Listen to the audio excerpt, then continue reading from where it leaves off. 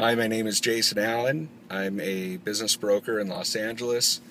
I was recently emailed a question from Matt Giel from Google Plus, and his question is, what role does a business broker, CPA, and attorney play in a business transaction? It's a good question. A business broker acts very similarly to a real estate agent, but for businesses.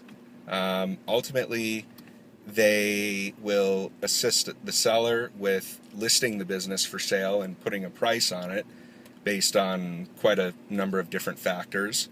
And if the broker's acting as a dual agent, they will assist both sides in coming together and agreeing on a purchase price and drawing up offers and purchase agreements, disclosures, overall acting as a mediator or a buffer between buying and selling parties.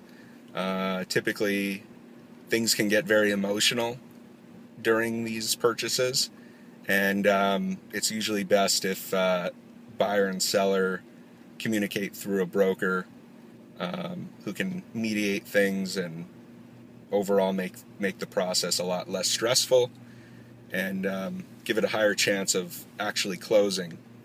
The business broker also acts as a project manager when dealing with all these other people like CPAs and attorneys, escrow officers. They coordinate everything amongst all the parties. The CPA specifically is for giving tax advice as well as going over the financials of the business being bought. Once an offer has been made and accepted, it's contingent upon inspection of books and records, and the CPA will assist the buyer in verifying the actual sales to make sure that they are in fact true and that the business is worth what it's worth, which again is based on cash flow. The attorney's job is to go over all of the purchase documents and disclosures, and ultimately just to provide legal advice and protection as they see fit to the buyer or to the seller. Attorneys aren't always involved in these transactions, and neither are CPAs, but it's always a good idea to get tax and legal advice, because business brokers can't give legal or tax advice.